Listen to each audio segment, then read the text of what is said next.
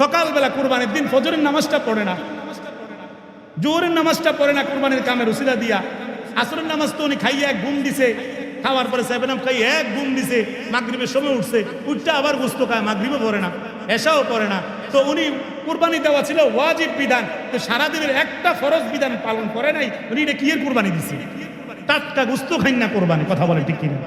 আপনি যদি ইখলাসওয়ালা কুরবানি করতে পারেন আল্লাহর সন্তুষ্টির জন্য, রাসূল তো বলছে বিকুল্লি শারাতিন হাসানা, কুরবানির পশু প্রত্যেকটা পশমের বিনিময়ে বান্দাকে নেকি দেওয়া হয়।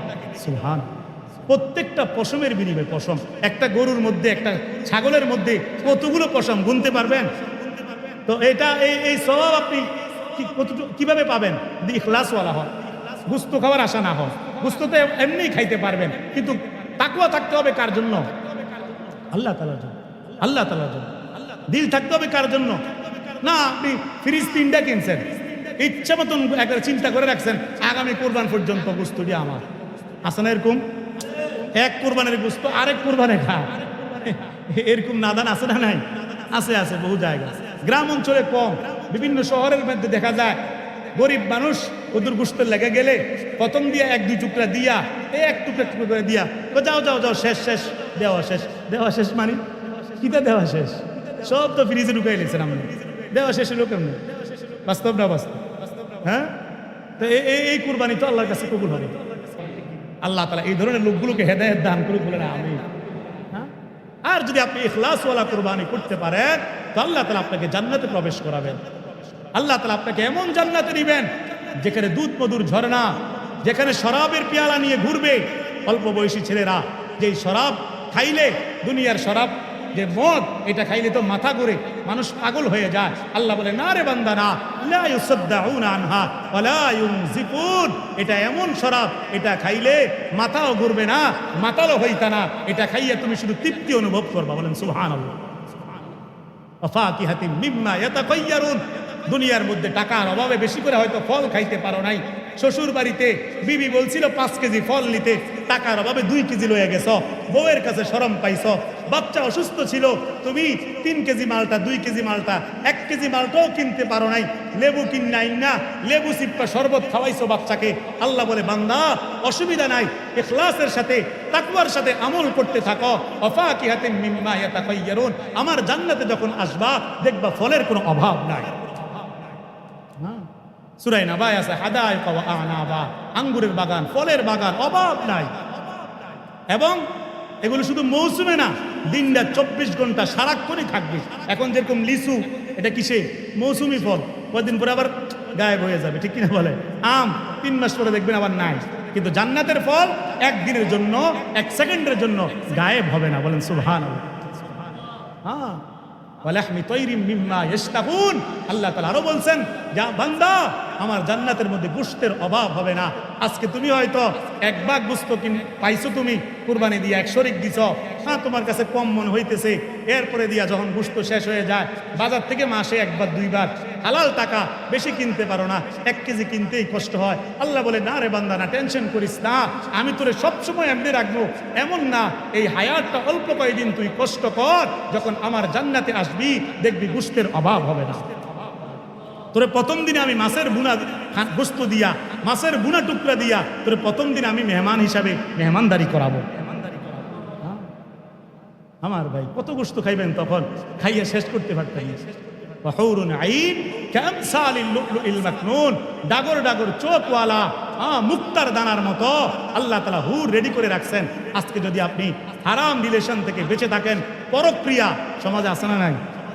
কথা বলেন, পরক্রিয়া মানে কি? পরের উপকার করার নাকি, না পরের ক্ষতি করা? কোনটা? পরক্রিয়া মানে পরের উপকার না ক্ষতি করা? পরের ক্ষতি করা, একবারে সংসার নষ্ট করে দেয়। এই পরক্রিয়ার ফাঁদে পইরা কত সংসার সারকার হয়ে গেছে, কিনা বলে? কত পরিবার শেষ হয়ে গেছে, কত ঘরে ছোট বাচ্চা পর্যন্ত পরক্রিয়ার বলি হইতেছে। যখন বাচ্চা দেখে ফেলে, বাচ্চা কয়ে দিব, এই ভয়ে আপন মায় নিজের বাচ্চারে ওই দুষ্ট লোকসহ 2 জনে মিল্লা বাচ্চা জবাই করে দিতেছে। আছে না নাই ঘটনা? والذين إذا ذكروا بآيات ربهم لم يخروا عليها سما وعميانا। আল্লাহ রাব্বুল আলামিন বলেন, আমি রহমান খোদার প্রিয় বান্দা তারা যারা কিনা আমার কোরআনের আলোচনা যখন হয়, আমার কোরআনের আয়াত যখন তারা শুনে, তারা অন্ধের মতো বধিরের মতো না শোনার ভান করে এড়াইয়া যায় না, বরঞ্চ যারা মনোযোগ দিয়ে আমার কোরআনের আওয়াজ শুনে, কোরআনের আলোচনা শুনে, আল্লাহ বলেন আমি রহমান দয়াময় খোদার তারা প্রিয় বান্দা। আপনি আল্লাহর প্রিয় বান্দা হতে পারবেন যদি এখন মজলিসে আসেন। আর আপনি যদি মজলিসে না আইসা বিনা কারণে অহেতুক সময় নষ্ট করেন, কোনো ফায়দা নাই, কোনো লাভ নাই। আসলে বসলে সওয়াব হবে, নেকি হবে, ক্ষমার আশা আছে, ক্ষমার সম্ভাবনা আছে। এই মুহূর্তে যখন এই কোরআনের মজলিসটা চালু হয়ে গেছে, এই মজলিসের চতুর্দিকে, মসজিদের চতুর্দিকে এখন হাদিসের ভাষ্য অনুযায়ী, নবীজির কথা অনুযায়ী আল্লাহর হাজার হাজার অগণিত ফেরেশতা চতুর্দিকে রহমতের ফেরেশতা বেষ্টন করে আছে। সুবহানাল্লাহ। তারা সবাই মিলে এই মজলিসে যারা যারা বসবে তাদের জন্য আল্লাহর কাছে মাগফিরাতের দোয়া করতেছে, ক্ষমা চাইতেছে আল্লাহ তাআলার কাছে। আল্লাহ রাব্বুল আলামিন ফেরেশতাদেরকে জিজ্ঞাসা করে, ও ফেরেশতা, এই যে আমার কোরআনের আলোচনা শুনে যারা যারা বসে গেল, তারা যে এই বসাটা বসলো, কি জন্য বসলো, কি কারণে বসলো? তারা কি জান্নাত দেখছে? ফেরেশতারা বলবে, না আল্লাহ, না, তারা জান্নাত দেখে নাই।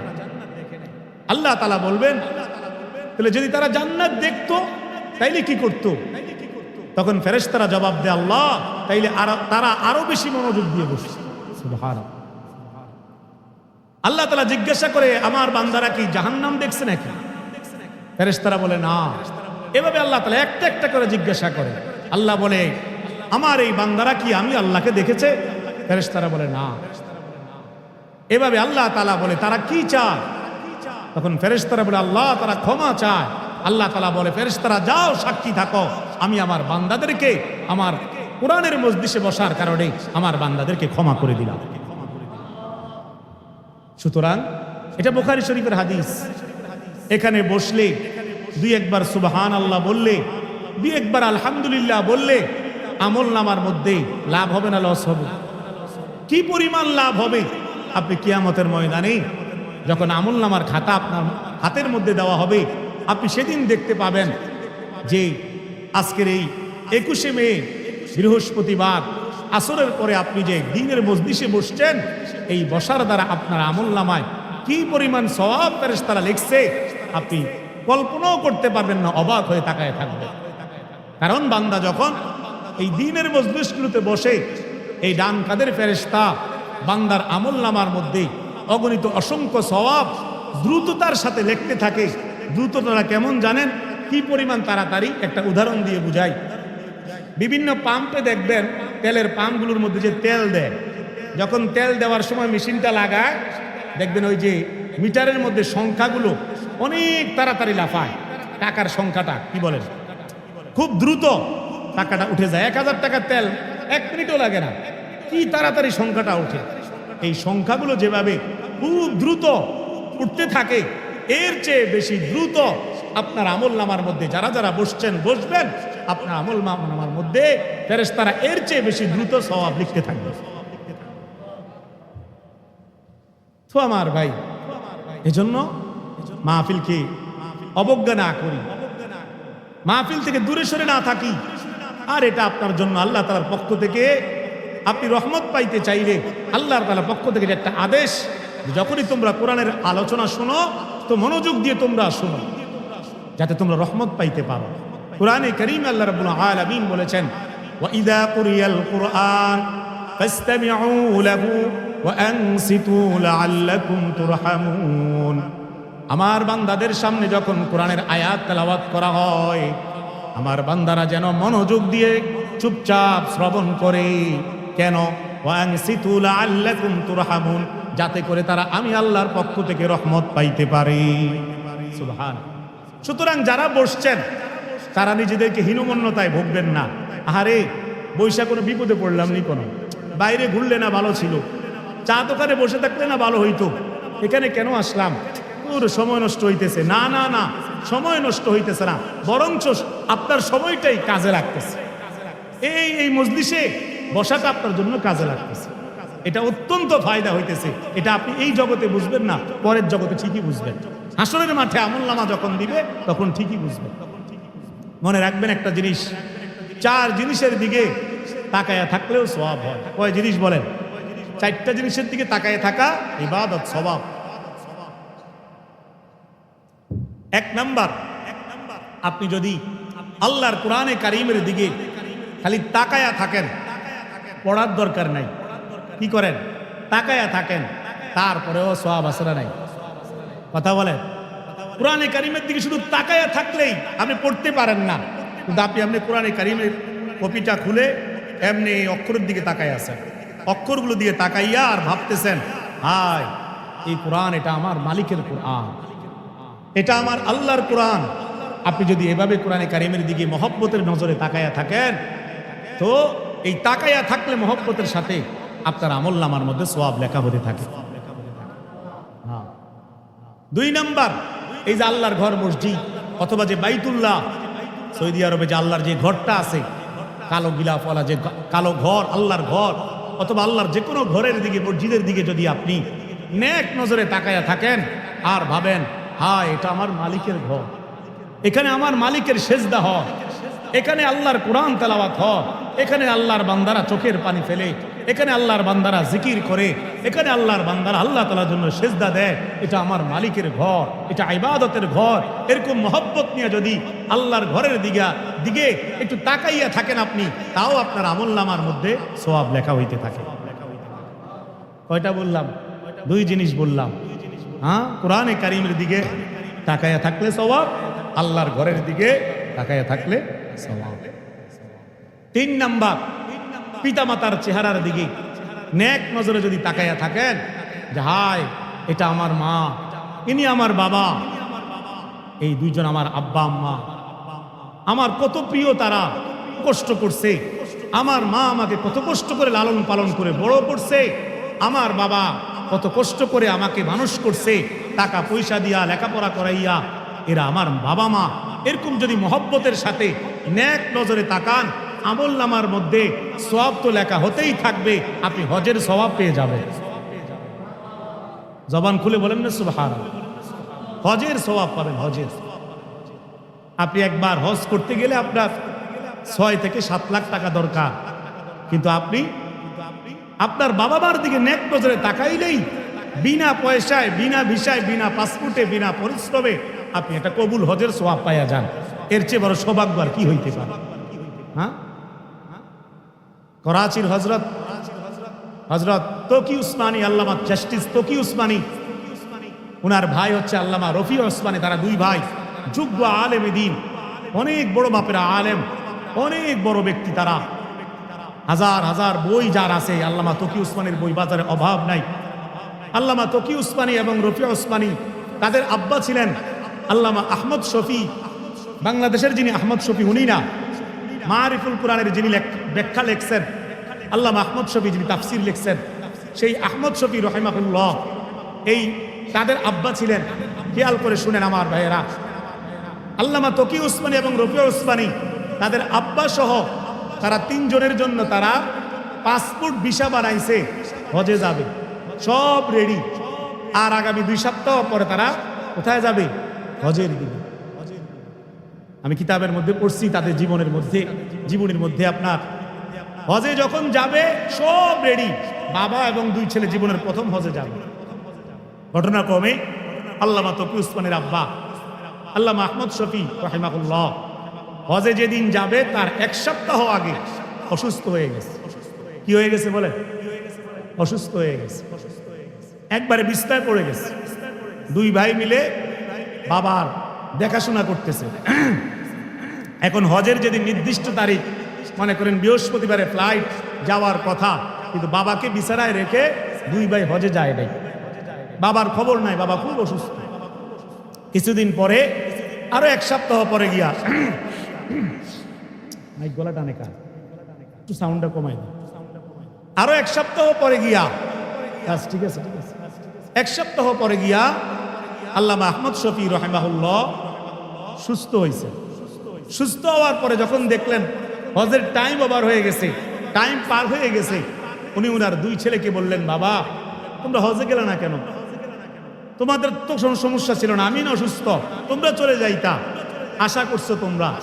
তখন আল্লামা তকি উসমানী, রফিয়া উসমানী দুই ভাই মিলে তাদের বাবাকে বললেন, বাবা আমরা যদি হজে যাইতাম তাইলে আল্লাহ তাআলা হজের সমস্ত আরকান আহকাম পালন করলে, হজের সব কাজ করলে, সাফা মারওয়া সাই করা, চতুর্দিকে ঘোরাঘুরি করা, মিনার প্রান্তরে গিয়ে পাথর মারা সহ যাবতীয় যত কাজ আছে হজের সব কাজ পূর্ণভাবে করলে, আল্লাহ কবুল করলে হয়তো একটা হজের সওয়াব পাইতাম।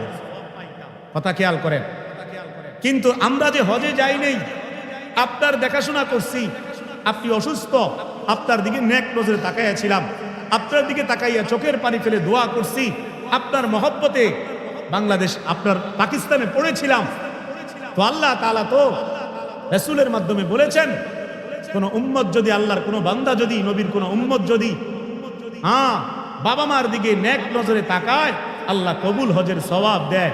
তাইলে আমরা গত 2 সপ্তাহ ধরে যে আপনার দেখাশোনা করলাম, আপনার দিকে তাকাইলাম, নেক নজরে আপনার খেয়াল করলাম, আমরা কতগুলো হজের সওয়াব পাইছি সেটা আল্লাহ তাআলা জানে।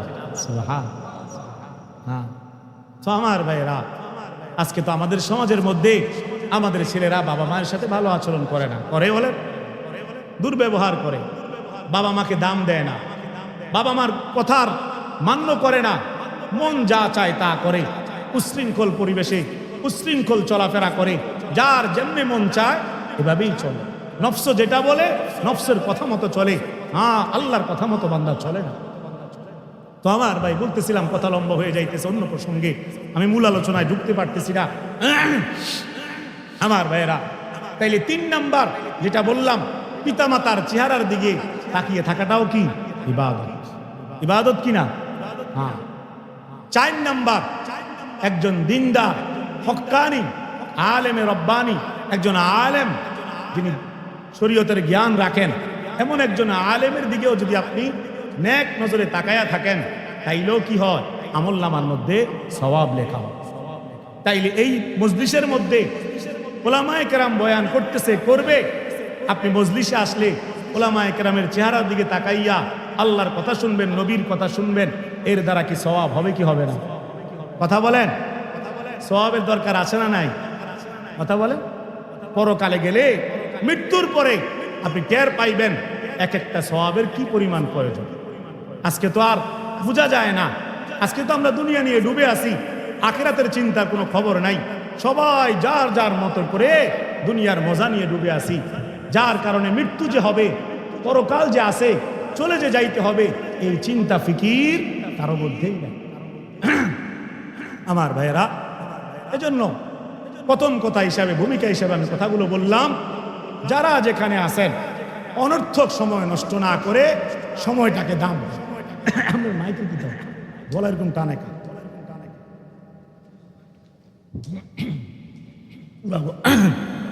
বলা বসাই লেগেছে। আল্লাহ তাআলা প্রত্যেককে আসার তৌফিক দান করুক, বলেন আমিন। মুহতারাম হাজিরিন, আমি মূলত আপনাদের সামনে পবিত্র কোরআনে কারীম থেকে 98 নম্বর সূরা, কোরআনে কারীমের মোট সূরা কয়টা বলেন তো? আপনারা আমার কথা বুঝেননি, আওয়াজ বোঝা যায়? একটু জবাব দিন বাবা, সোজা হয়ে বসো। কোরআনে কারীমে মোট আয়াত আরে সূরা আছে কয়টা? 114। এই টাইমে আলোচনা করাটা আসলে একটু কষ্টকর, কারণ বিকালবেলা তো এমনিতে মন একটু অন্যদিকে থাকে, একটু খেয়াল করে শুনতে হবে। আমাদের জন্য বলাটাও কঠিন, আপনাদের জন্য শোনাটাও কঠিন। শয়তান এসে অস্বসা দিবে বিভিন্ন রকমের, উঠাই নিতে চাইবে, একটু দিল দিয়ে শুনতে থাকেন আমার ভাইয়েরা। পবিত্র কোরআনে কারীমের 114টি সূরার 98 নম্বর সূরা, সূরাটির নাম হচ্ছে সূরাতুল বাইয়িনা। কি নাম বলেন? সূরাতুল বাইয়িনা। এই সূরার 5 নম্বর আয়াতের একটা অংশ আমি আপনাদের সামনে তেলাওয়াত করছি। আল্লাহ রাব্বুল আলামিন এই আয়াতের মধ্যে বলেন, ওয়ামা উমিরু ইল্লা লিয়াবুদুল্লাহা মুখলিসিনা লাহুদ্দীন। আল্লাহ রাব্বুল আলামিন সূরাতুল বাইয়িনার 5 নম্বর আয়াতের মধ্যে বলেন, আমি আমার বান্দাদেরকে আদেশ দিয়েছি একনিষ্ঠভাবে তারা যেন এক আমি আল্লাহর ইবাদত করে। একনিষ্ঠভাবে এক মনে শুধুই ইবাদত করতে হবে। কার জন্য বলেন? আর জোরে বলেন, কার জন্য ইবাদত হবে? শুধুই কার জন্য? আল্লাহ তাআলার জন্য। মূলত আমি আলোচনা করতে যাচ্ছি আজকে ইখলাস সম্পর্কে। খুলুসিয়াত, একনিষ্ঠতা, মানে আল্লাহ ছাড়া অন্য কারো জন্য ইবাদত হবে না। বলেন, কার? আল্লাহ ছাড়া অন্য কারো জন্য ইবাদত হবে না। কুরআনে কারীমে আল্লাহ রাব্বুল আলামিন বারবার বলেছেন, ওয়া'বুদুল্লাহ ওয়া'বুদুল্লাহ, তোমরা আমি আল্লাহর ইবাদত করো। ওয়ালা তুশরিকু বিহি শাইআ, আমি আল্লাহর সাথে কাউকে শরীক কইরো না। তাইলে আল্লাহ তাআলা কি বলতে চাইছেন? ইবাদত শুধু কার করো? আল্লাহ তাআলা। সূরা ফুরকানেও আছে, ওয়াল্লাযীনা লা ইয়াদউনা মা'আল্লাহি ইলাহান আখার, তোমরা আমি আল্লাহকে ডাকবা, আমার সাথে অন্য কাউকে ডাকবা না। আমরা সব সময় ডাকবো কাকে? আর জোরে বলেন, কাকে? আমরা কিন্তু প্রতিদিন যখন নামাজ পড়ি, নামাজের মধ্যে কিন্তু আমরা তেলাওয়াত করি বা তেলাওয়াত শুনি, আমরা বলি ইয়্যাকা না'বুদু ওয়া ইয়্যাকা নাস্তাঈন, আয় আল্লাহ আমরা আপনার ইবাদত করি, আপনার কাছেই সাহায্য চাই। বলি কি বলি না? বলি ঠিক, কিন্তু যখন আমরা বিপদে পড়ে যাই, সমস্যায় পড়ে যাই, তখন আমরা আল্লাহকে ভুলে যাই। আল্লাহকে বাদ দিয়ে গায়রুল্লাহর কাছে সাহায্য চাই, যেটা আল্লাহ তাআলা পছন্দ করে। বরং আল্লাহ চায় আমাদের ইবাদতের মধ্যে ইখলাস, আমাদের ইবাদত যেন শুধুই আল্লাহর জন্য হয়, এটা আল্লাহ তাআলা চায়। হাদিস শরীফ আল্লাহর হাবিব সাল্লাল্লাহু আলাইহি সাল্লাম বলেছেন, ইন্নাল্লাহা লা ইয়াকবালু মিনাল আমালি ইল্লা মান কানা লাহু খালিসান ওয়াবতুগিয়া বিহি ওয়াজহুল্লাহ। আল্লাহ তাআলা বান্দার কোনো আমল কবুল করেন না। হ্যাঁ, কবুল করেন যদি বান্দার আমলের মধ্যে ইখলাস থাকে, শুধু আল্লাহর জন্য হয়, আল্লাহর সন্তুষ্টির জন্য যদি হয়, তাইলে আল্লাহ তাআলা আমল কবুল করে। তা না বলে নিয়তের মধ্যে যদি ভেজাল হয়, যেই নিয়তটার উপরে সে আমলটা করে, এটার উপরে কিন্তু আপনার নেক আমল লেখা হয়। নিয়তে যদি ভেজাল হয়, আপনার আমল কবুল হবে না, আমল কবুল হবে না। তো আমার ভাইয়েরা, এই জন্য আল্লাহ তাআলার জন্যই আমল করতে হবে, ইবাদত শুধুই করতে হবে আমাদেরকে আল্লাহ তাআলার জন্যই। আমরা সাহায্য চাইলে শুধুই চাইতে হবে আল্লাহ তাআলার কাছে। আজকে আশ্চর্যের বিষয়, দুঃখের বিষয় হলো, আমাদের সমাজের মধ্যে মানুষের একজনের ঘরের মধ্যে যখন 5 বছর পর্যন্ত সন্তান হয় না, 10 বছর পর্যন্ত সন্তান হয় না, এবার আর মানুষের ধৈর্য থাকে না। সন্তানের জন্য কারো কাছ থেকে সুপরামর্শ পাইয়া বন্ড কোনো বাবার কাছে গিয়া সেজদা দিয়া শিরিক কইরা যাইয়া বলে, বাবা একটা সন্তান দেন। বলে কি বলে না? আছে না এরকম? বহু জায়গায় আছে। আল্লাহর কাছে না চাইয়া বান্দার কাছে সন্তান চায়, অথচ সন্তান দেওয়ার মালিক কে? হ্যাঁ, আরো জোরে বলেন না কে? ছেলে দেওয়ার মালিক কে? মেয়ে দেওয়ার মালিক কে? অনেকের ঘরে দেখা যায় 5টা ছেলে অথবা 5টা মেয়ে, যখন দেখে বারবার ছেলে হইতেছে, মেয়ের দরকার, তো বন্ডের কাছে যায়। বারবার মেয়ে হইতেছে, ছেলে দরকার, একজন শয়তানের কাছে যাইয়া কয়, আমার মেয়ে হয় না, আমার ছেলে হয় না। অথচ ছেলে দেওয়ার মালিকও কে? আল্লাহ। মেয়ে দেওয়ার মালিকও কে? আবার যার ঘরে একেবারেই সন্তান হয় না, সেটাও কার হুকুমে হয়? কার হুকুমে? আল্লাহ রাব্বুল আলামিন কুরআনে কারীমে বলেন, আও ইউযাউযুহুম যুকরানা ওয়া ইনাসা ওয়া ইয়াজআলু মান ইয়াশাউ আকীমা। আমি আল্লাহ তাআলাই ছেলে দেই, আমি আল্লাহ তাআলাই মেয়ে দেই, যাকে চাই আমি ছেলে দেই, যাকে চাই মেয়ে দেই। ওয়া ইয়াজআলু মান ইয়াশাউ আকীমা, যাকে চাই আমি ছেলেও দেই না, মেয়েও দেই না, বন্দা বানাইয়া ধৈর্যের পরীক্ষা নেই। কিসের পরীক্ষা নেয়? কথা বলেন না, কিসের পরীক্ষা নেয়?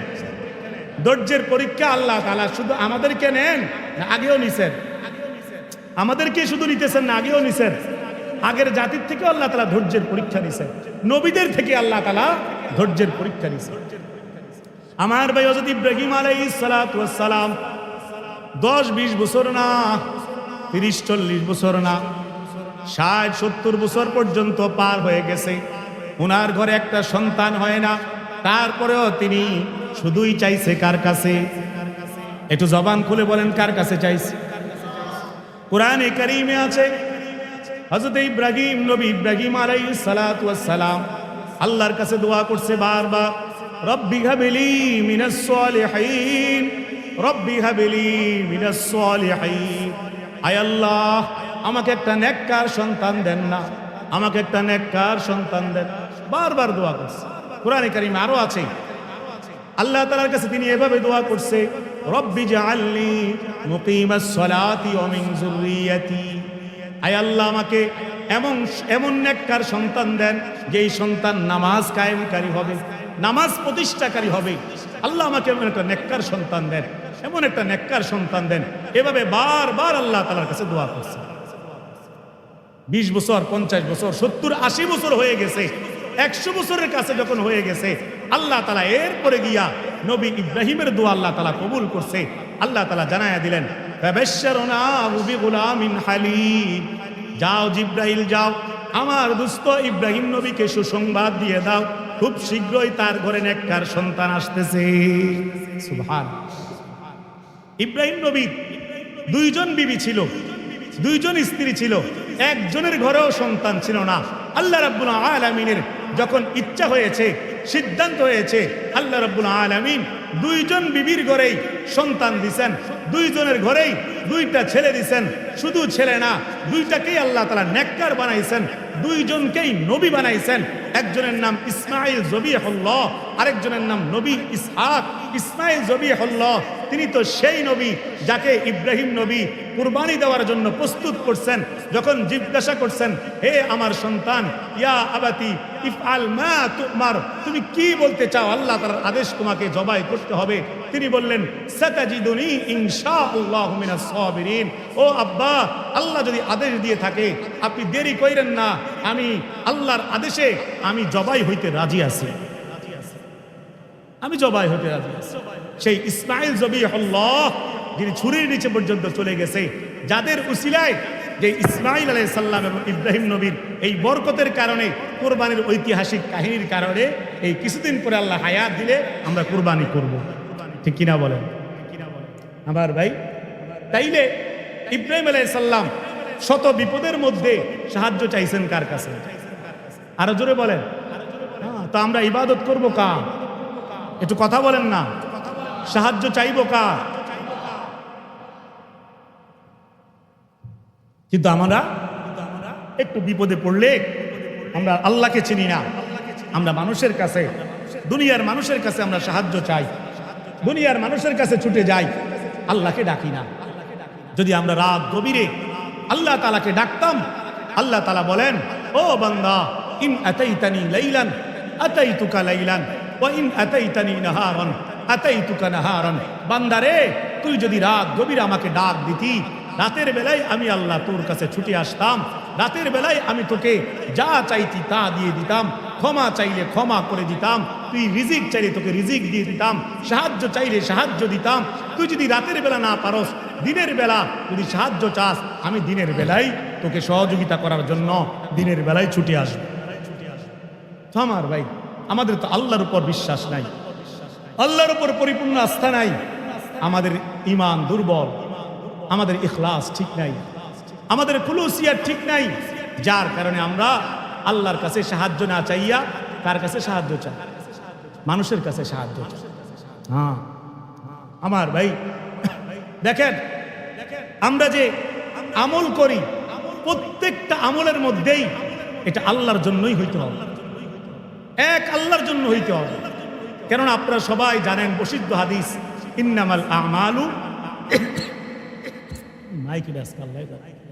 বিন্নিয়াত।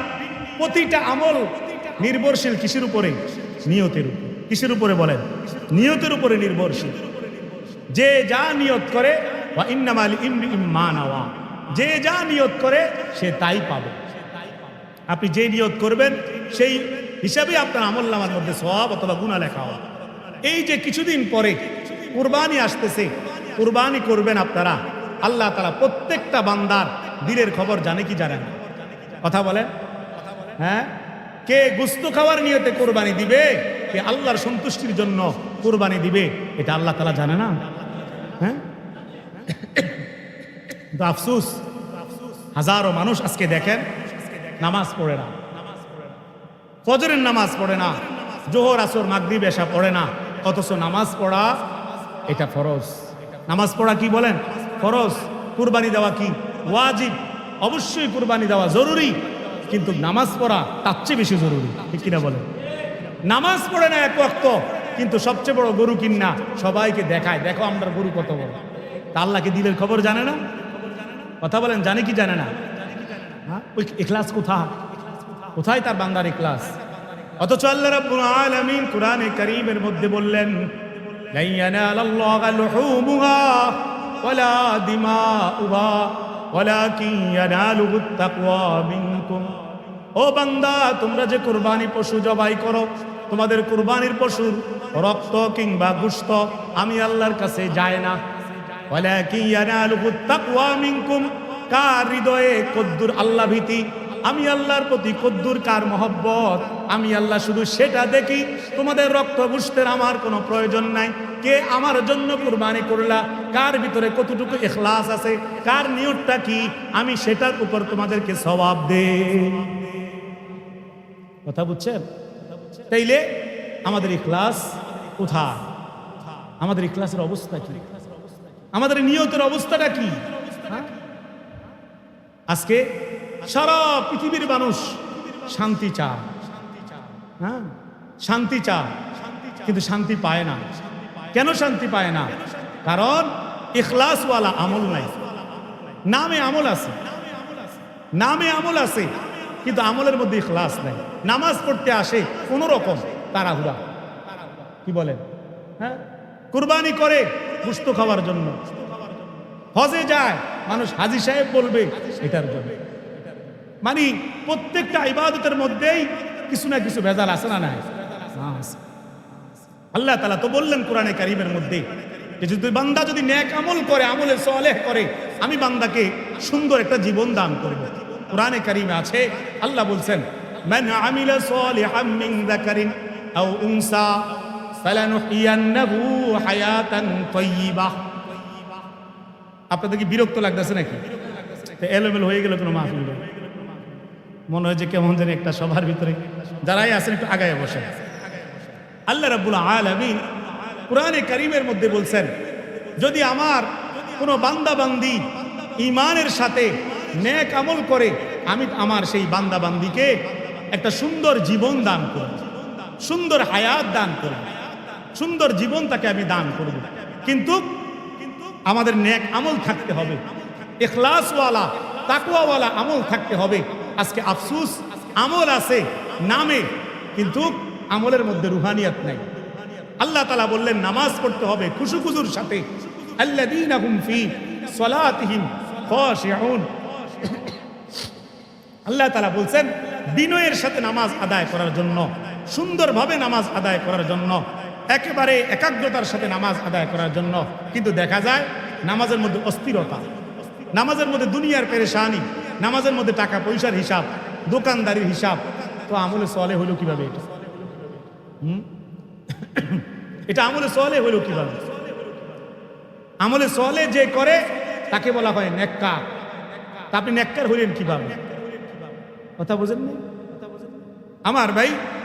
আপনি আমলে সালেহ নেককার হইতে হইলে আপনাকে সমস্ত গুনাহ আগে বর্জন করতে হবে।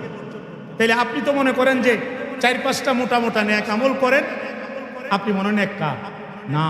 নেককার কাকে বলে? যে সমস্ত গুনাহ আগে ছাড়ে। আপনি মনে করেন একটা ব্যাগের মধ্যে মাছ দিবেন, ব্যাগের নিচে দিয়ে যদি ছিঁড়া হয় তাহলে মাছ থাকবে না, বাইরে হয়ে যাবে। তাহলে আপনি নেক আমল করেন কিন্তু আবার গুনাহও করেন, তো লাভটা কি? কথা বুঝেন নাই? এজন্য আগে গুনাহ ছাড়তে হবে। আগে যদি গুনাহ ছাড়তে পারেন তাইলে আপনার নেক আমল করলে সেটা কাজে লাগবে। হাকিমুন নফস মহিউস সুন্নাহ হযরত আবরারুল হক রাহিমাহুল্লাহ, অনেক বিখ্যাত বুজুর্গ, উনি বলছেন মানুষ যে গুনাহগুলো করে, বড় বড় কবিরা গুনাহগুলো করে, এটা মনে হয় যেন এক একটা বিষধর সাপ, এক একটা বিষাক্ত সাপ। কবিরা গুনাহগুলো এগুলো মনে হয় যেন এক একটা বিষাক্ত সাপের মতো। কিন্তু মানুষ এই যে বিষধর সাপ, এই কবিরা গুনাহ করে, আর যে সগীরা গুনাহ করে, ছোট গুনাহ করে, এগুলো মনে হয় যেন ছোট ছোট সাপের মতো। মনে করেন আপনি কবিরা গুনাহ করেন না, কিন্তু ছোট ছোট গুনাহ করেন, তাহলে ছোট ছোট গুনাহ প্রতিনিয়ত করলে এটাও কবিরা গুনাহ হয়ে যায়। মনে করেন বড় কোনো সাপ না, ছোট্ট একটা সাপ যদি আপনার ঘরের মধ্যে ঢুকে যায়, আপনি দেখছেন, আপনি জানেন এটার বিষ টিস নাই, তেমন ছোট একটা সাপ, আপনি কি নিশ্চিন্ত মনে ঘুমায় যাবেন, নাকি আগে সাপটা বাইর করবেন? তাইলে প্রতিনিয়ত আমরা কবিরা গুনাহ করতেছি, সগীরা গুনাহ করতেছি, বড় সাপেরও ব্যবস্থা করতেছি, ছোট সাপেরও ব্যবস্থা করতেছি। এত গুনাহ নিয়া কবরে গেলে পরিণতি কি হবে, অবস্থা কি হবে? হ্যাঁ, জন্য আমার ভাই আমলে সালেহ করতে হবে, ইখলাসওয়ালা আমল করতে হবে, তাকওয়াওয়ালা আমল করতে হবে, নেক আমল করতে হবে। আমল শুধুই করতে হবে কার জন্য? আল্লাহ তাআলার জন্য। আল্লাহ তাআলা দিল দেখে দেখে সওয়াব দিবেন, আপনার অন্তরের অবস্থা দেখে দেখে সওয়াব দিবেন। হাদিসের মধ্যে আছে কিয়ামতের ময়দানে আল্লাহ তাআলা বহু শহীদদেরকেও জাহান্নামে ফেলে দিবেন, বলেন নাউজুবিল্লাহ। বহু দানশীলকে আল্লাহ তাআলা জাহান্নামে ফেলে দিবেন, কথা বুঝেন না? বহু আলেমকে আল্লাহ তাআলা জাহান্নামে ফেলে দিবেন। কেন? শহীদদেরকে আল্লাহ তাআলা, এমন কিছু শহীদদেরকে জাহান্নামে ফেলবেন, আল্লাহ বলবেন দুনিয়াতে তো তুমি জিহাদ করছো, যুদ্ধ করছো, মানুষ তোমাকে যোদ্ধা বড় মুজাহিদ বলবে এই নিয়তে, তো তোমার তো নিয়ত পূরণ হয়েছে, মানুষ তোমাকে যোদ্ধা বলছে, যাও জাহান্নামে চলে যাও। অনেক দানশীলদেরকে আল্লাহ তাআলা বলবে দুনিয়াতে তুমি দান করছো, মানুষ তোমাকে বড় দানশীল বলবে, তো মানুষ তো তোমাকে দানশীল বলছে, যাও জাহান্নামে চলে যাও, তুমি তো আমার জন্য দান করো না। হ্যাঁ, অনেকে আলেমদেরকে বলবে তুমি দুনিয়াতে অহংকারী ছিলা, তুমি তো এলেম শিখা, আমার জন্য এলেম শিখো নাই, মানুষ তোমাকে বড় আলেম বলবে, মানুষ তোমাকে আলেম হিসেবে সম্মান দিবে, তোমার ভিতরে এই চিন্তা ছিল, তুমি তো সেটা দুনিয়াতে পাইছো, যে দুনিয়াটা দুনিয়ায় পাইছো, এখন আখিরাতে আমার জন্য তো কিছু করো নাই, যাও জাহান্নামে চলে যাও। জন্য আমার ভাই, এজন্য আল্লাহ রাসূল বললেন আল্লাহ তাআলা বান্দার চেহারা দেখবে না, বান্দার সম্পদ দেখবে না, লা ইয়ানজুরু ইলা সুওয়ারিকুম ওয়ালা আমওয়ালিকুম, বান্দার সম্পদ দেখবে না, চেহারা দেখবে না, ওয়ালাকিন ইয়ানজুরু ইলা আমালিকুম, বান্দার আল্লাহ তাআলা আমলটা দেখবে। বান্দার কুলুবিকুম একটা শব্দ আছে, অর্থাৎ বান্দার হৃদয়টা দেখবে এবং আমলটা দেখবে। কার হৃদয়ে কি ছিল আল্লাহ তাআলা সেই হিসেবে বান্দাকে ফলাফল দেয়। আমাদের হৃদয়টা যেন একদম পরিষ্কার হয়, ইখলাসওয়ালা হয়, শুধুই আল্লাহ তাআলার জন্য হয়, শুধুই আল্লাহ তাআলার জন্য হয়, তাইলে আল্লাহ তাআলা আপনাকে আখিরাতে মুক্তি দিবেন, আল্লাহ তাআলা মাফ করবেন। যেই কাজটাই করবেন শুধুই কার জন্য করবেন? আর জোরে বলেন কার জন্য? আল্লাহ তাআলা। সাহাবায়ে কেরাম যখন যেই কাজ করতেন একেবারে এক মনে আল্লাহ তাআলার জন্যই করতেন। সাহাবায়ে কেরাম যখন নামাজ পড়তেন তো নামাজের মধ্যে তারা এমন ভাবে আল্লাহর ধ্যানে ডুবে যাইতেন, দুনিয়ার কোনো খোঁজখবর থাকতো না। এক যুদ্ধে এমন হয়েছে, দুই সাহাবী যুদ্ধের ময়দানে পাহাড়ের উপর পাহারা দিতেছিল। কি দিতেছিল বলেন?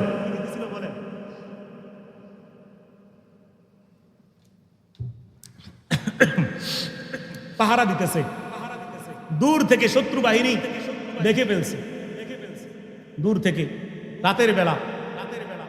তো সাহাবায়ে কেরাম পাহারা দিতেছে, এক সাহাবী আরেক সাহাবীকে বলতেছে অনেক রাত হইছে, আমার ইচ্ছা আমি একটু আল্লাহর ধ্যানে চলে যাব, একটু নামাজে দাঁড়াবো, তুমি একটু পাহারা দাও, আমি একটু নামাজে দাঁড়াই। তো লগের সাহাবী বলছে ঠিক আছে যান নামাজ পড়ে। সাথের সাহাবী যখন নামাজে দাঁড়াইছে, আমার ভাই এমন ভাবে এমন ইখলাসের সাথে দিলওয়ালা নামাজ পড়ছে, এমন আবেগের নামাজ পড়ছে, দুনিয়ার কোনো খবর নেই, দুনিয়ার কোনো আর চিন্তা নাই। দূর থেকে শত্রু বাহিনী যখন দেখলো অনেকক্ষণ ধরে সোজা দাঁড়ায় আছে, একদম টার্গেট করে তারা তীর মারা শুরু করছে, একটার পর একটা তীর মারছে, একটার পর একটা তীর মারছে। ওই সাহাবীর পুরা শরীর রক্তে রঞ্জিত হয়ে গেছে, এরপরে ওনার কোনো খবর নাই, উনি নামাজের মধ্যে ডুবে আছে। হ্যাঁ, এই ছিল সাহাবায়ে কেরাম, এই ছিল তাদের জীবন। হযরত জুবায়ের, আব্দুল্লাহ ইবনে জুবায়ের রাদিয়াল্লাহু তাআলা আনহু এক সাহাবী, আল্লাহর হাবিব সাল্লাল্লাহু আলাইহি সাল্লামের বিখ্যাত এক সাহাবী হযরত আব্দুল্লাহ ইবনে জুবায়ের। দেখেন আল্লাহর সন্তুষ্টির জন্য তারা কিভাবে কাজ করতো, জিহাদের ময়দানে তাদের জিহাদটা কিভাবে আল্লাহর জন্যই করতো, একটু খেয়াল করে দেখেন। আমাদের তো এখন মানুষ আন্দোলন করে নেতা হওয়ার জন্য, যে জেল খাটলে আন্দোলন করলে বড় পদ পামু, পদের লোভে আন্দোলন করে, কথা বলেন ঠিক কিনা, মিছিল মিটিংয়ে যায়। কিন্তু সাহাবায়ে কেরাম জিহাদ করতেন, আন্দোলন করতেন, সংগ্রাম করতেন কাফেরদের বিরুদ্ধে, শুধুই কার সন্তুষ্টির জন্য? আর জোরে বলেন না, কার সন্তুষ্টির জন্য? হযরতে আব্দুল্লাহ ইবনে জুবায়ের, উসমান রাদিয়াল্লাহু তাআলা আনহুর খেলাফত আমলে, একটু খেয়াল করে শুনেন, হযরত সাদ রাদিয়াল্লাহু তাআলা আনহুর নেতৃত্বে আফ্রিকার দিকে, উত্তর আফ্রিকার দিকে একটা যুদ্ধ পরিচালনা হয়েছে। আফ্রিকার একজন জালেম বাদশা, গ্রেগর নাম, ইংরেজি নাম গ্রেগর, সে খুব জুলুম করতেছিল মানুষের উপরে। তো সাহাবায়ে কেরাম হযরত সাদ রাদিয়াল্লাহু তাআলা আনহুর নেতৃত্বে আফ্রিকার দিকে অগ্রসর হয়েছে, আল্লাহর জন্য তারা বের হয়েছে। যখন ভয়াবহ যুদ্ধ শুরু হয়েছে, একদিনের পর একদিন যুদ্ধ হইতেছে, কিন্তু যুদ্ধ থামতেছে না, যুদ্ধ চলতেছে।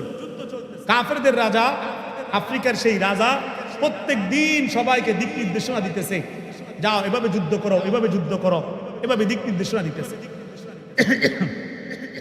কিন্তু প্রত্যেক দিন যুদ্ধ হয়, কাফেরদের অনেক সৈন্য মারা যায়, মুসলমানদের কিছু শহীদ হয়, কিন্তু যুদ্ধের ফলাফল হয় না, মানে চূড়ান্ত কোনো রেজাল্ট হইতেছে না। এখন একদিন রাতের বেলা কাফেররা মিটিং বসছে, দিনের বেলা তো যুদ্ধ, রাত্রে বেলা তারা যুদ্ধের পরিকল্পনা সাজাইছে। রাজার যারা কাছের লোক ছিল, একজন পরামর্শ দিল যে রাজা, এভাবে যুদ্ধ করলে থাকলে মাস শেষ হয়ে যাবে, যুদ্ধ শেষ হবে না, তো কি করা? তো আপনার সৈন্যদের মধ্যে এমন কিছু পুরস্কার ঘোষণা করা দরকার, যেই পুরস্কারের লোভে তারা যুদ্ধের প্রতি আগ্রহ পাওয়া যাবে এবং তারা ভালো করে যুদ্ধ করে তাড়াতাড়ি যুদ্ধে জয়লাভ করতে পারবে।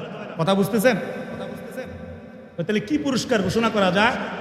তো সে পরামর্শ দিতেছে, আপনার যে বিবাহের উপযুক্ত সুন্দরী কন্যা আছে, আপনি একটা ঘোষণা দিবেন যে আগামীকাল যুদ্ধের মধ্যে মুসলমানদের সেনা প্রধান সাদকে যে হত্যা করতে পারবে, যে তার মাথা কেটে আনতে পারবে, তার সাথে আপনি আপনার কন্যাকে বিবাহ দিবেন এবং ভবিষ্যতে সেই রাজা হবে আপনার পরে। এমন একটা বড় পুরস্কারের ঘোষণা দেন, দেখবেন সব সৈন্যরা এটার লোভে পাগলের মতন যুদ্ধ করে। খুব খেয়াল করেন কথাগুলো। আমার ভাই হযরত আব্দুল্লাহ ইবনে জুবায়ের রাদিয়াল্লাহু তাআলা আনহু, সেই সাদ রাদিয়াল্লাহু তাআলা আনহুর একজন মুজাহিদ ছিলেন। মুসলমানরা যখন গোয়েন্দার মাধ্যমে এই খবরটা জানলো, গোয়েন্দা নিযুক্ত ছিল কাফেরদের মধ্যে, যে কাফেররা এটা ঘোষণা দিছে, মুসলমানদের সেনা প্রধান হযরত সাদ রাদিয়াল্লাহু তাআলা আনহু পাল্টা একটা ঘোষণা দিল, শুনো, তোমরাও যদি আগামীকাল ভালো করে যুদ্ধ করতে পারো, ওই বাদশার মাথা যদি কেটে আনতে পারো, আমিও ঘোষণা দিলাম বাদশার মেয়েটাকে, যে তার মাথা কেটে আনতে পারবা, মেয়েটাকে তার সাথে বিবাহ করানো হবে। বুঝেন নাই? উল্টো একটা ঘোষণা দিয়ে দিছে। তারা ঘোষণা দিছে মুসলমানদের সেনাবাহিনীর প্রধানকে হত্যা করতে পারলে তার সাথে রাজার মেয়ের বিয়ে দিবে। আর মুসলমানদের সেনা প্রধান উনিও ঘোষণা দিয়ে দিছে যে রাজার মাথা কাটতে পারবা, রাজার মেয়ের সাথে তার বিবাহ হবে। স্বাভাবিকভাবে এগুলো গনিমতের মাল হয়ে যাবে, যুদ্ধলব্ধ সম্পদ যাই মানে যুদ্ধের মধ্যে থাকে, এগুলি মুসলমানরা মালিকানা হয়ে যায়, দাসী হয়ে যায় মহিলারা। মুসলমানরা সেটা নিয়ে আসার অনুমতি আছে ইসলাম। আমার ভাই, যখন এই ঘোষণা দুই দিক থেকে হয়ে গেছে, পরের দিন এমন ভয়াবহ যুদ্ধ শুরু হয়েছে, মানে প্রত্যেকেই জান প্রাণ দিয়া মূল জায়গায় ঢুকতে চায়, যেখানে রাজা আছে, যেখানে মুসলমানদের সেনাবাহিনীর প্রধান আছে। আমার ভাই হযরত আব্দুল্লাহ ইবনে জুবায়ের, যেই সাহাবীর নাম বললাম প্রথমেই, ওই আব্দুল্লাহ ইবনে জুবায়ের রাদিয়াল্লাহু তাআলা উনি বাদশার মেয়ে, রাজার মেয়ে বিয়ে করার জন্য না, আল্লাহর সন্তুষ্টির জন্য, দ্রুত যুদ্ধটা শেষ হওয়ার জন্য উনি খুব কৌশল কইরা, খুব দ্রুততার সাথে ঘোড়া নিয়া সমস্ত কাফেরদেরকে কচুকাটা করতে করতে, তীর নিয়া, তলোয়ার নিয়া একেবারে ভিতরে ঢুকে গেছে, যাইয়া একটা কূপ দিয়া বাদশার মাথা দুই টুকরা করে ফেলছে। সুবহান। এই যখন বাদশার মাথা কেটে ফেলতেছিল, আমরা বইয়ের মধ্যে পড়ছিলাম, কিতাবের মধ্যে, ইতিহাসের বইয়ের মধ্যে, তখন বাদশার মেয়ে কাছাকাছি ছিল। বাদশার মেয়ে সচক্ষে আব্দুল্লাহ ইবনে জুবায়েরের চেহারা দেখছে, কে তার বাবাকে মারছে এটা বাদশার মেয়ে দেখছে। কিন্তু আব্দুল্লাহ ইবনে জুবায়ের রাদিয়াল্লাহু তাআলা আনহু বাদশাকে হত্যা কইরা সাথে সাথেই লুকিয়ে গেছে। অর্থাৎ উনি মেয়ে পাওয়ার আশায় না, কেউ যেন জানতে না পারে উনি যে বাদশাকে মারছে, এটা যেন কেউ না জানে, ওনার মেয়ের দরকার নেই, আল্লাহর জন্য করছে। যখন নাকি বাদশার মাথা পড়ে গেছে, বাদশার শেষ হয়ে গেছে, সাথে সাথে কাফেরদের মধ্যে আতঙ্ক তৈরি হয়ে গেছে, সবাই ছড়ায় ছিটায় গেছে, বাদশা শেষ, বাদশা শেষ। এবার পালানো শুরু হয়েছে, যুদ্ধে এবার মুসলমানরাই জয়লাভ করছে। কথা বুঝছেন তো আমার ভাই? মুসলমানরা যখন যুদ্ধে জয়লাভ করলো, সব গনিমতের মাল ভাগ হইতেছে, রাজার মেয়েও আছে। তো হযরত সাদ রাদিয়াল্লাহু তাআলা আনহু বলতেছেন, আমরা যে একটা প্রতিশ্রুতি দিছিলাম যে যে রাজাকে হত্যা করতে পারবে তার সাথে রাজার মেয়েকে বিবাহ দেওয়া হবে, রাজার মেয়েকে তাকে দেওয়া হবে। কে রাজাকে হত্যা করছিল, কে? ওই সময় তো ভিড়ের মধ্যে কেউ খেয়াল করে নাই, তাড়াহুড়ার মধ্যে, এবং তিনি ওই যে পাগড়ির সাথে মুখোশ পর্যন্ত লাগাইয়া ফেলছিলেন। কে করছিলা? তাড়াতাড়ি বলো।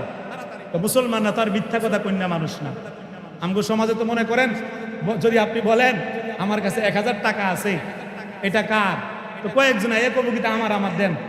কিন্তু আমরা কি করি, যে প্রমাণ কোন, যে কি কালার, কিরকম টাকা, কোথায় হারাইছেন, যাচাই বাছাই করে দেওয়া লাগে। সাহাবায়ে কেরাম তো এমন ছিলেন না, তারা তো জীবনেও মিথ্যা কথা বলতেন না, ঠিক কিনা বলেন? আমার ভাই, সাহাবায়ে কেরাম সবাই মাথা নিচু করে দাঁড়ায় আছে, একজনও স্বীকার করে না যে কে রাজাকে মারছে, কেউ জানে না। যিনি মারছে আব্দুল্লাহ ইবনে জুবাইর, তিনি তো জানেন, কিন্তু তিনিও চুপ করে রয়েছে, কারণ তার মনের মধ্যে ভয় হইতেছে যে এটা যদি আবার আল্লাহ পাওয়ার জন্য না হয়, আমি যদি বলে ফেলি যে হ্যাঁ আমি মারছি, তাহলে যদি আমার নিয়তে যদি সমস্যা হয়, আমার ইখলাস যদি ঠিক না থাকে, তাহলে তো আমি জিহাদ করেও জাহান্নামে যাওয়া ছাড়া উপায় থাকবে না। তো আমার ভাই, উনিও মাথা নিচ করে দাঁড়ায় রয়েছে, আওয়াজ দেয় না। এখন সাহাবায়ে কেরাম বারবার ডাকতেছে, কেউ খুঁজে পাইতেছে না। তখন একজন সাহাবী বলতেছে, রাজার মেয়েকে জিজ্ঞাসা করে দেখেন, সে তার বাবাকে হত্যা করার সময় কে হত্যা করছে সে দেখছে কিনা। এটা রাজার মেয়েকে ডাক দিয়ে এনে জিজ্ঞাসা করা হইল। তো রাজার মেয়ে বলে, হ্যাঁ আমি দেখছি চেহারা। দেখলে চিনতে পারবা? হ্যাঁ চিনতে পারবো। তখন হযরত সাদ রাদিয়াল্লাহু তাআলা আনহু সমস্ত সাহাবায়ে কেরামকে এরকম সারিবদ্ধভাবে লাইন করে দাঁড় করাইছে। সুবহানাল্লাহ, সারিবদ্ধভাবে দাঁড় করাইছে। দাঁড় করানোর পরে প্রত্যেকে লাইন দিয়ে দাঁড়ায় রয়েছে। হযরত আব্দুল্লাহ ইবনে জুবাইর একেবারে মাথা নিচু কইরা, পারে না, মাটির নিচে ঢুকে যায়, একদম লুকাই, একদম পিছনের দিকে দাঁড়ায় রয়েছে। তো রাজার মেয়ে একজন একজন করে প্রত্যেকের চেহারা দেখছে, প্রত্যেকের। সর্বশেষ যখন আব্দুল্লাহ ইবনে জুবাইরের চেহারাটা দেখছে, দেখা বলতেছে, ইনি আমার আব্বাকে হত্যা করেছে। কথা বুঝছেন? তারপর হযরত আব্দুল্লাহ ইবনে জুবাইর, এরপরে হযরত সাদ রাদিয়াল্লাহু তাআলা আব্দুল্লাহ ইবনে জুবাইরকে ডাক দিয়ে বলছে, কি তুমি এত কোন কথা বলে না কেন? আব্দুল্লাহ ইবনে জুবাইর বলল, ও সাদ, আমি তো জানি আমি হত্যা করছি, কিন্তু আমি যদি বলে দেই, আমার মাওলা যদি আমার উপর সন্তুষ্ট না হয়, আমার আল্লাহ যদি আমার উপর রাগ হয়ে যায়, আমার আল্লাহ যদি মনে করে যে আমি একটা মেয়ের জন্য, দুনিয়ার একটা নারীর জন্য আমি জিহাদ করছি, তাহলে আমার যে জিহাদের চেষ্টা, আমি যে জিহাদটা করলাম আমার আল্লাহর সন্তুষ্টির জন্য, তা আল্লাহ কিভাবে খুশি হবে? এজন্য আমি লুকাইয়াছিলাম, এজন্য আমি এড়াইয়াছিলাম। আমার ভাই, এরপরে সাহাবায়ে কেরাম পরামর্শ করে পরে আব্দুল্লাহ ইবনে জুবাইরের সাথে রাজার মেয়ের বিবাহ দিচ্ছে। তো দুনিয়াতেও তিনি পুরস্কার পাইছে, আখিরাতেও পুরস্কার।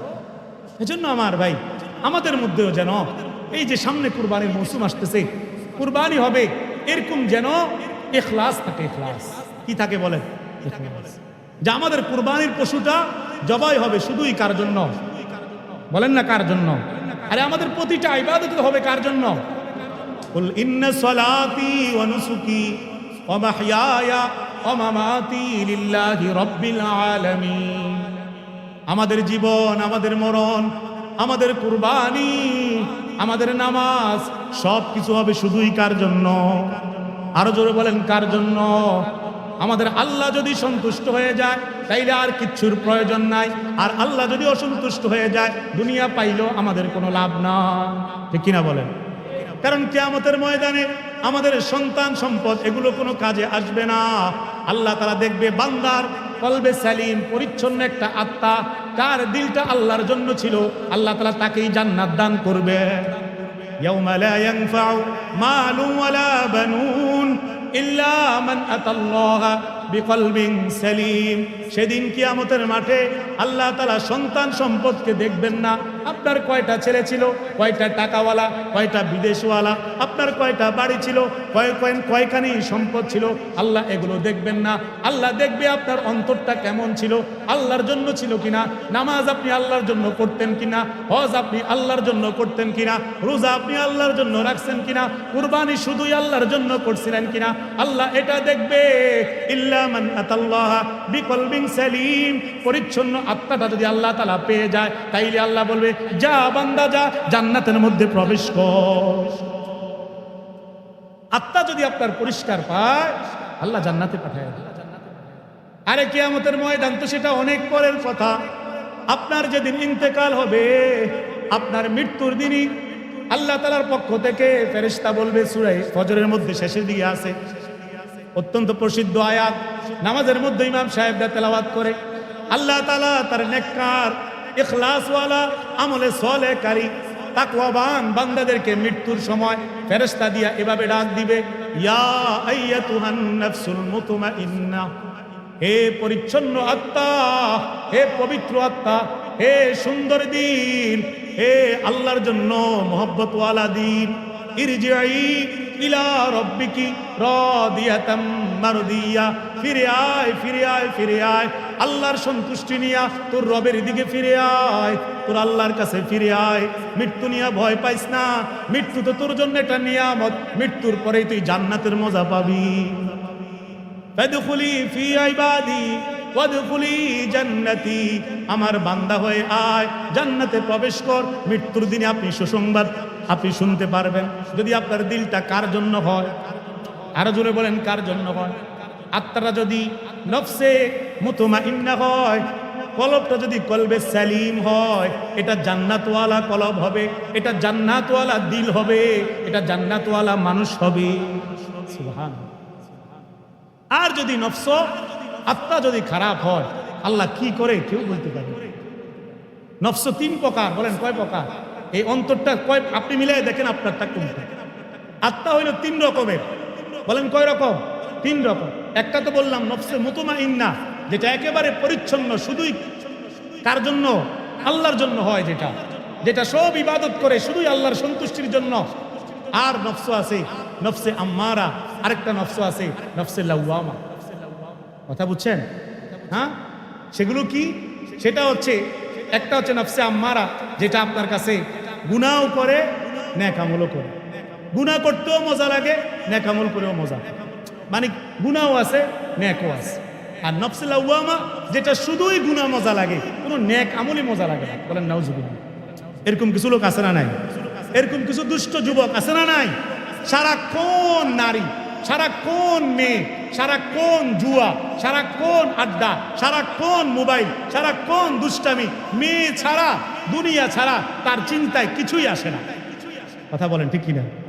মোবাইল, মেয়ে, নাটক, সিনেমা, প্রেম, ভালোবাসা, অবৈধ কাজ কারবার, নামাজ রোজার ধার ধারে না, মুরব্বীদেরকে সালাম দেয় না, মা বাবাকে সম্মান করে না, গ্রামের কাউকে ইজ্জত করে না, মাস্তানের মতন চুল রাখে, শয়তানের মতন চলাফেরা করে, মদ গাজার আড্ডায় সময় কাটায়, একদম টোটাল আল্লাহকে ভুলে গেছে।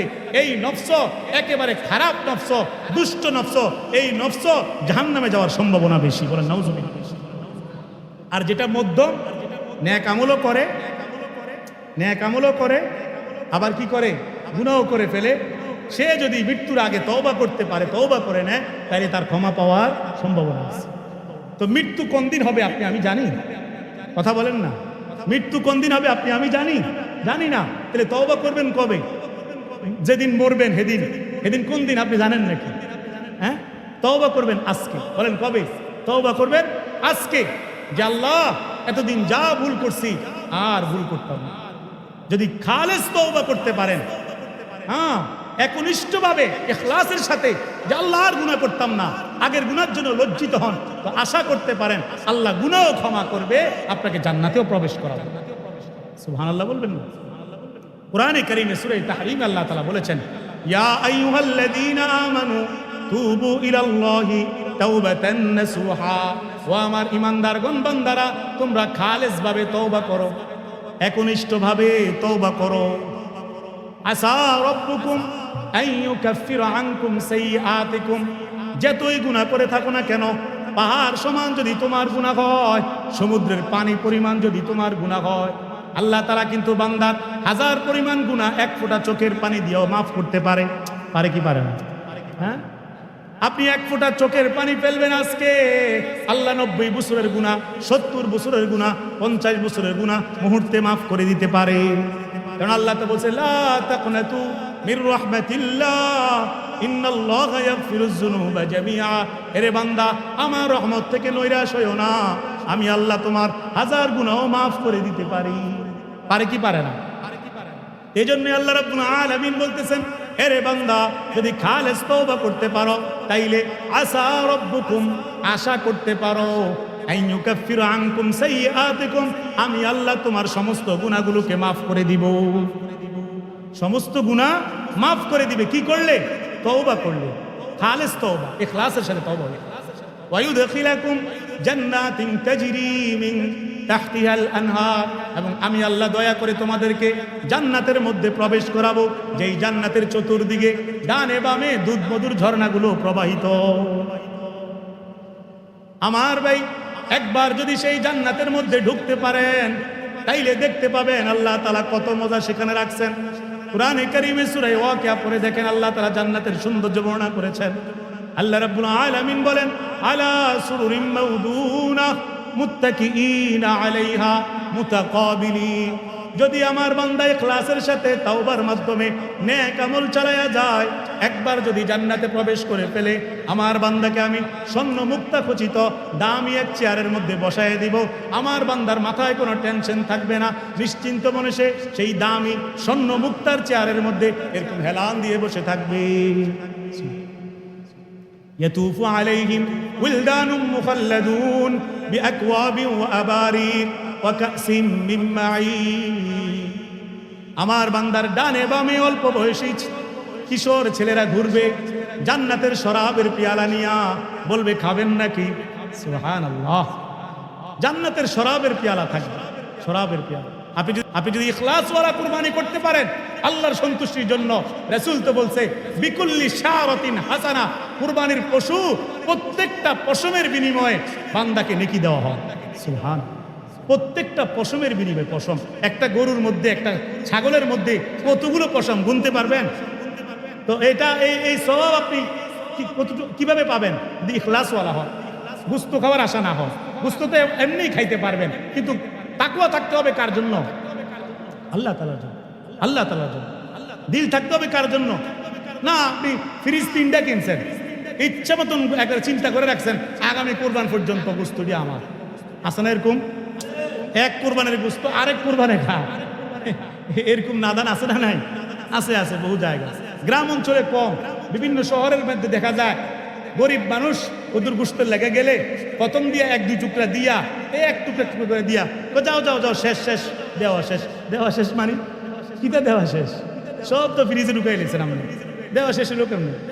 বাস্তব না বাস্তব? হ্যাঁ, তো এই কুরবানি তো আল্লাহর কাছে কবুল হবে। সকালবেলা কুরবানির দিন ফজরের নামাজটা পড়ে না, জোহরের নামাজটা পড়ে না কুরবানির কামের উসিলা দিয়া, আসরের নামাজ তো উনি খাইয়া এক ঘুম দিছে, খাওয়ার পরে 7 আপ খাই এক ঘুম দিছে, মাগরিবের সময় উঠছে, উঠটা আবার গোস্ত খায়, মাগরিবও পড়ে না, এশাও পড়ে না। তো উনি কুরবানি দেওয়া ছিল ওয়াজিব বিধান, তো সারাদিনের একটা ফরজ বিধান পালন করে নাই, উনি এটা কি এর কুরবানি দিছে? টাটকা গোস্ত খাই না কুরবানি। কথা বলে ঠিক কিনা?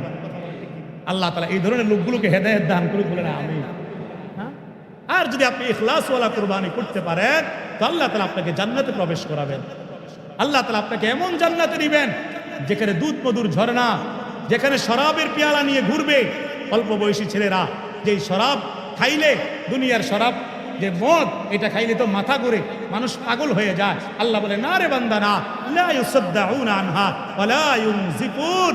এটা এমন শরাব, এটা খাইলে মাথাও ঘুরবে না, মাতালও হইতা না, এটা খাইয়া তুমি শুধু তৃপ্তি অনুভব করবা। বলেন সুবহানাল্লাহ। ওয়া ফাকিহাতিন মিম্মা ইয়াতাকায়্যারুন। দুনিয়ার মধ্যে টাকার অভাবে বেশি করে হয়তো ফল খাইতে পারো নাই, শ্বশুর বাড়িতে বিবি বলছিল 5 কেজি ফল নিতে, টাকার অভাবে 2 কেজি লয়ে গেছ, বউয়ের কাছে শরম পাইছ। বাচ্চা অসুস্থ ছিল, তুমি 3 কেজি মালটা, 2 কেজি মালটা, 1 কেজি মালটাও কিনতে পারো নাই, লেবু কিনাই না, লেবু সিপ্পা শরবত খাওয়াইছো বাচ্চাকে। আল্লাহ বলে বান্দা অসুবিধা নাই, ইখলাসের সাথে তাকওয়ার সাথে আমল করতে থাকো। ওয়াফাকিহাতিন মিম্মা ইয়াতাখায়্যারুন, আমার জান্নাতে যখন আসবা দেখবা ফলের কোনো অভাব নাই। সূরা নাবায় আছে হাদায়কা ওয়া আনাবা, আঙ্গুরের বাগান, ফলের বাগান, অভাব নাই। এবং এগুলো শুধু মৌসুমে না, দিনটা 24 ঘন্টা সারাক্ষণই থাকবে। এখন যেরকম লিচু, এটা কিসে মৌসুমি ফল, কয়েকদিন পরে আবার গায়েব হয়ে যাবে, ঠিক কিনা বলে? আম 3 মাস পরে দেখবেন আবার নাই। কিন্তু জান্নাতের ফল একদিনের জন্য, 1 সেকেন্ডের জন্য গায়েব হবে না। বলেন সুবহানাল্লাহ। হ্যাঁ, ওয়ালাহমি তায়রিম মিম্মা ইয়াশতাহুন। আল্লাহ তাআলা আরো বলছেন, যা বান্দা আমার জান্নাতের মধ্যে গোশতের অভাব হবে না। আজকে তুমি হয়তো 1 ভাগ গোশত পাইছো, তুমি কুরবানি দিয়ে 1 শরিক দিছ, হ্যাঁ তোমার কাছে কম মনে হইতেছে। এরপরে দিয়া যখন গোশত শেষ হয়ে যায়, বাজার থেকে মাসে 1 বার 2 বার হালাল টাকা বেশি কিনতে পারো না, 1 কেজি কিনতেই কষ্ট হয়। আল্লাহ বলে না রে বান্দা, না টেনশন করিস না, আমি তোরে সবসময় এমনি রাখবো। এমন না, এই হায়াতটা অল্প কয়েকদিন তুই কষ্ট কর, যখন আমার জান্নাতে আসবি দেখবি গোশতের অভাব হবে না। তোরে প্রথম দিনে আমি মাছের বুনা গোস্ত দিয়া, মাছের বুনা টুকরা দিয়া তোরে প্রথম দিন আমি মেহমান হিসাবে মেহমানদারি করাবো। আমার ভাই কত গোস্ত খাইবেন, তখন খাইয়া শেষ করতে পারতেন। وحور عين كأمثال اللؤلؤ المكنون, ডাগর ডাগর চোখওয়ালা মুক্তার দানার মতো আল্লাহ তাআলা হুর রেডি করে রাখছেন। আজকে যদি আপনি হারাম রিলেশন থেকে বেঁচে থাকেন, পরক্রিয়া সমাজে আছে না নাই? কথা বলেন, পরক্রিয়া মানে কি? পরের উপকার করেন নাকি, না পরের ক্ষতি করা? কোনটা? পরক্রিয়া মানে পরের উপকার না ক্ষতি করা? পরের ক্ষতি করা, একবারে সংসার নষ্ট করে দেয়। এই পরক্রিয়ার ফাঁদে পইরা কত সংসার সারকার হয়ে গেছে, কিনা বলেন? কত পরিবার শেষ হয়ে গেছে, কত ঘরে ছোট বাচ্চা পর্যন্ত পরক্রিয়ার বলি হইতেছে। যখন বাচ্চা দেখে ফেলে, বাচ্চা কয়ে দিব এই ভয়ে, আপন মায় নিজের বাচ্চারে ওই দুষ্ট লোক সহ 2 জনে মিল্লা বাচ্চা জবাই করে দিতেছে। আসলে নাই ঘটনা? আল্লাহ হেদায়েত দান করুক, বলেন আমিন। এগুলোর কারণ কি? এই সারাক্ষণ টিভি, সিনেমা, নাটক, এই যেগুলো দেখতেছে আর শিখতেছে, এটাই হচ্ছে কারণ, ঠিক কিনা বলেন? তো আমার ভাই, আল্লাহ তাআলা বলছেন, বান্দা তুমি যদি ইখলাসের সাথে নেক আমল করো, তুমি যদি পরক্রিয়া থেকে দূরে থাকো, হারাম রিলেশন, এই গুনাহ থেকে, নারী থেকে, হারাম নারী থেকে, তুমি বেগানা নারী থেকে যদি তুমি নিজেকে সেভ করতে পারো, নিজের ইজ্জত হেফাজত করতে পারো, আমি আল্লাহ তোমাকে কথা দিলাম, যাও বান্দা, ওয়াহুরুন আইন কামসালিল লুলুল মাকনুন, জান্নাতে অগণিত অসংখ্য বড় চমৎকার সুন্দরী মুক্তার দানার মতন হুর তোমার জন্য আমি সেখানে রেডি করে রাখছি, সেখানে রেডি করা আছে। জাযাআম বিমা কানু ইয়ামালুন, দুনিয়াতে যে তুমি কষ্ট করছো, তুমি চোখ নামায় রাখছো, তুমি তোমার কাছে প্রস্তাব থাকার পরেও, সুযোগ থাকার পরেও তুমি গুনাহ করো নাই, তুমি পরক্রিয়া করো নাই, জিনা করো নাই, ব্যভিচার করো নাই, তুমি মদ খাও নাই, তুমি জুয়া খাও নাই, তুমি সুদ খাও নাই, তুমি ঘুষ খাও নাই, তুমি নামাজ ছাড়ো নাই, তুমি রোজা ছাড়ো নাই, কুরবানি করছো আমার সন্তুষ্টির জন্য। এই যে কষ্ট করছো, এর জাযা হিসাবে আমি তোমাকে, পুরস্কার হিসেবে তোমাকে জান্নাতের এই নিয়ামতগুলো দিয়ে দেব। তো আমার ভাই, আর লম্বা করার সুযোগ নাই, হয়তো ওযু ইস্তেঞ্জা করার প্রয়োজন হইতে পারে। আমার মূল কথা হইল, আজকের আলোচনার মূল বিষয় হইল আমার ইখলাস, নিয়ত ঠিক রাখা। সামনে যে কুরবানি আসতেছে, আর অল্প কয়েকদিন পর 28 তারিখ যে কুরবানি, এটা যেন আমাদের আল্লাহর জন্য হয়। কার জন্য বলেন? আর জোরে বলেন। বাজারে গরু কিনতে যাইয়া গরুরে থাবত দিয়া ওইব গোস্ত 2-3 মণ, নাউজুবিল্লাহ, এটা কি করলেন আপনি? গোস্ত কদ্দুর হইব, এটা কদ্দুর হইব মানে? আপনি দেখবেন এটা হৃষ্টপুষ্ট কিনা, চোখ কান ঠিক আছে কিনা, হাত পাও ঠিক আছে কিনা। এটা একটা গোস্ত করে বেশি দেওয়া যায়, এই নিয়ত করলে তো কুরবানি শেষ। কথা বলেন? হ্যাঁ, এগুলো খেয়াল রাখবেন। শরিকদারের মধ্যে যাদের সাথে শরিক করবেন, তাদের প্রত্যেককে বলবেন হারাম টাকা দিয়ে যেন কুরবানি না দেন, অবৈধ রোজগার দিয়ে যেন কুরবানি হবে না। হ্যাঁ, একজনের কারণে সবার কুরবানি নষ্ট হবে। কুরবানির দিন যখন আপনারা গোস্ত বন্টন করবেন, যে বন্টন করবে উনি যেন কোনো চালাকি না করেন, কদ্দুর গোস্ত বেশি নেওয়ার লেগা আরেকজনকে যেন না ঠকায়। হ্যাঁ, ভালো জিনিসটা নিজের দিকে রাইখা খারাপ জিনিসটা অন্যকে দিয়া, এই চালাকি আল্লাহ ধরতে পারবে না। এজন্য সতর্ক থাকবেন, নিজে নিজের মানে নফসকে বুঝাইয়া নেবেন যে আমার এখানে আজকে কোনো গুস্তমস্ত উদ্দেশ্য না, আমার রবের জন্য একটা পশু কুরবানি করছি, আমার রব যেন এটার জন্য এটার বিনিময়ে আমাকে জাযা দেয়, পুরস্কার। আল্লাহ কবুল করুক, বলেন আমিন। তাহলে আমাদের ইখলাসের সাথে ইবাদত করতে হবে। বলেন কিসের সাথে? ইখলাস। আমাদের নিয়ত বিশুদ্ধ থাকতে হবে। আল্লাহ তাআলা আমাদেরকে ইখলাসের সাথে, বিশুদ্ধ নিয়তের সাথে সমস্ত ইবাদত, নামাজ, রোজা, হজ, যাকাত, কুরবানি সবগুলো করার তৌফিক দান করুক, বলেন আমিন।